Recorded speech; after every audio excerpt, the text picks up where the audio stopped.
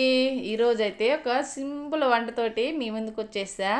Lunch బాక్స్లోకైనా మనం తినడానికైనా సూపర్గా ఉంటుంది అన్నం అయితే. మీ సోదాపి ముందు ప్రాసెస్ చెప్పమంటారా? చెప్తా ఆగండి.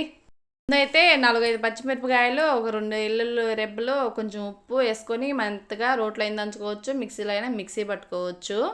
తర్వాత అయితే గ్యాస్ వెలిగించుకొని ఒక బాండి పెట్టుకొని కొంచెం నూనె, తాలింపు గింజలు, చిన్న వెల్లుల్లి రెబ్బ, పల్లీలు, కరివేపాకు, ఎండుమిరపకాయ, మనం ముందుగా పేస్ట్ తీసుకున్న అది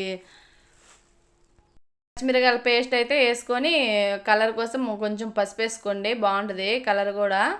ఇంక మంచిగా అంతా వేగిపోయిన తర్వాత ఇప్పుడైతే సర్దాను. మా ఇంట్లో రేత్రి అన్నం చాలా మిగిలిపోయింది, మనం ఒక్కదాన్నే తింటే ఎలా అయిపోతుంది, అందుకని కొంచెం చింతొక్కు వేసి మెత్తగా అయితే బాగా మంచిగా కలిపేసిన. ఆ పీసులు అవన్నీ లేకుండా కలుపుకొని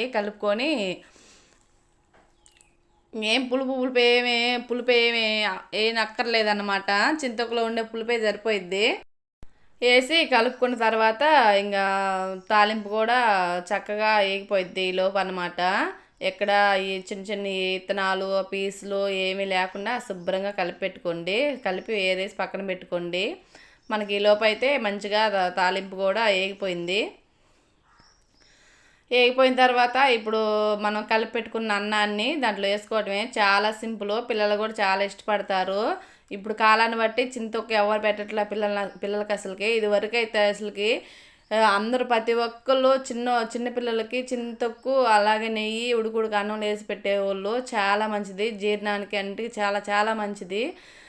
అసలుకి రేత్రి అన్నం తినకుండా పోయిందని ఈరోజు అదే చేసి పెట్టాము. ఏమంటే తెలిసిన చింతొక్కుతోటి ఇలా కూడా చేయొచ్చునా, చూపురు బాగుంది. ఇంక మనం కూడా ఒక ప్లేట్ అయితే పెట్టుకొని చక్కగా మిక్కేసా. ఉల్లిపాయ తీసుకుని టేస్ట్ మాకు చాలా బాగుంది. Please bye.